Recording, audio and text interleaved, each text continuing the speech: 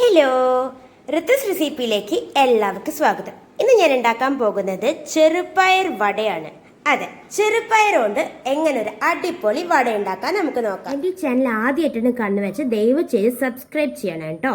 പിന്നെ അടുത്തുള്ള bell icon click ചെയ്ത് ഓൾ ബട്ടൺ ക്ലിക്ക് ചെയ്യണം. എന്നാലേ എൻ്റെ പുതിയ നോട്ടിഫിക്കേഷൻസ് ഒക്കെ നിങ്ങൾക്ക് കിട്ടുള്ളൂ. ഇപ്പം സബ്സ്ക്രൈബ് ആയി കേട്ടോ. ഇതാ ഞാനിവിടെ ഒരു കപ്പ് അളവിൽ ചെറുപയർ എടുത്തിട്ടുണ്ട്. ഞാനൊരു ബൗളിലേക്ക് ഇട്ട് കൊടുക്കുന്നുണ്ട്. ഒരു കപ്പ് വെള്ളം കൂടി ഒഴിച്ച് ഒരു 6-7 മണിക്കൂർ നമുക്ക് ഈ ചെറുപയറൊന്ന് കുതിർത്തി വെക്കാം. ഒരു 7 മണിക്കൂറിന് ശേഷം നമ്മൾ ചെറുപയർ ഇവിടെ നന്നായി കുതിർന്ന് കിട്ടിയിട്ടുണ്ട് കേട്ടോ. ഇതിപ്പോൾ ഇത്രയും മതിയാവും. ഇപ്പം ഞാൻ എന്താ വെള്ളമൊക്കെ പൂർണ്ണമായി കളഞ്ഞതിന് ശേഷം നമ്മൾ ഈ ചെറുപയറിൽ മിക്സിയിൽ ഇട്ടിട്ടുണ്ട്. ഇനി നമുക്കിതൊന്ന് അടിച്ചെടുക്കണം. അതിന് മുമ്പ് നമ്മൾ ഒരല്പം പോലും വെള്ളം ചേർക്കാതെ വേണം കേട്ടോ അരിച്ചെടുക്കാൻ.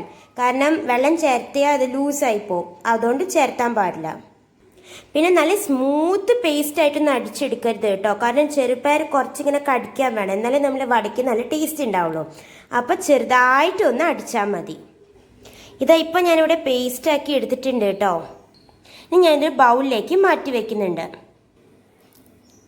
ഇതാ ഇതുപോലെ കേട്ടോ നമ്മൾ അരിച്ചെടുക്കണ്ടേ. കാരണം ചെറുപയർ മുഴുവനായിട്ട് അരിഞ്ഞിട്ടില്ല, ചിലതൊക്കെ അങ്ങനെ കിടക്കുന്നുണ്ട്. ഇതുപോലെ അതായത് സ്മൂത്ത് ആയിട്ടല്ല, കുറച്ച് ചെറുപയർ ഇങ്ങനെ അങ്ങനെ നിൽക്കണം കേട്ടോ. നന്നായി പേസ്റ്റാക്കി അരയ്ക്കരുത്, ഇതുപോലെ അരയ്ക്കണം.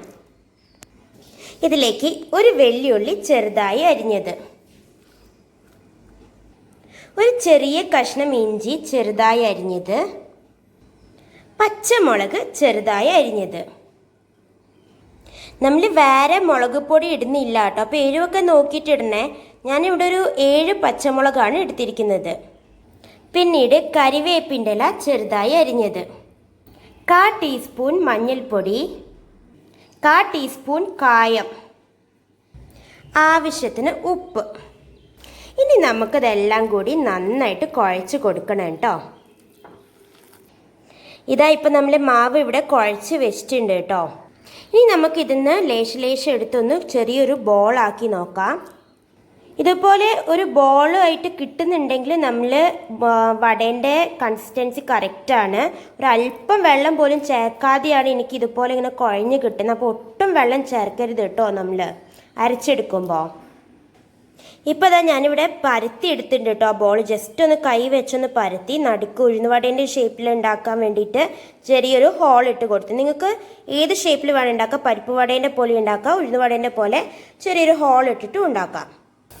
എന്നിട്ട് അപ്പം തന്നെ ചൂടുള്ള വെളിച്ചെണ്ണയിലിട്ടിട്ട് ഒന്ന് ഫ്രൈ ചെയ്തെടുക്കാം. ആവണ അനുസരിച്ച് ഒന്ന് മറിച്ചിട്ട് കൊടുക്കാം. ഒരു മീഡിയം ഫ്ലെയിമിലിട്ടിട്ട് വേണം നമ്മളൊന്ന് ഫ്രൈ ചെയ്തെടുക്കാൻ. ഇതാ ഇപ്പം നമ്മൾ ഈ വട 2 സൈഡും നന്നായി ആയിട്ടുണ്ട്. 2 സൈഡ് നല്ല ബ്രൗൺ കളർ ആയിട്ടുണ്ട്. ഇതിപ്പോൾ ഇത്രയും മതി, നമുക്ക് കോരിയെടുക്കാം. എല്ലാം നമുക്ക് ഇതുപോലെ ചെയ്തെടുക്കാം. ചെറുപയർ വട ഇവിടെ റെഡി ആയിട്ടുണ്ട്. നല്ല ടേസ്റ്റ് ഉണ്ട്, അതുപോലെ നല്ല ക്രിസ്പി ആയ വടയാണ് കേട്ടോ. എല്ലാവരും ഒന്ന് ഉണ്ടാക്കി നോക്കണേ, എന്നിട്ട് ഫീഡ്ബാക്ക് അറിയിക്കണം. അപ്പോൾ നാളെ വേറെ റെസിപ്പിയുടെ ഞാൻ തീർച്ചയായും തിരിച്ചു വരും. അതുവരെ ബൈ ബൈ.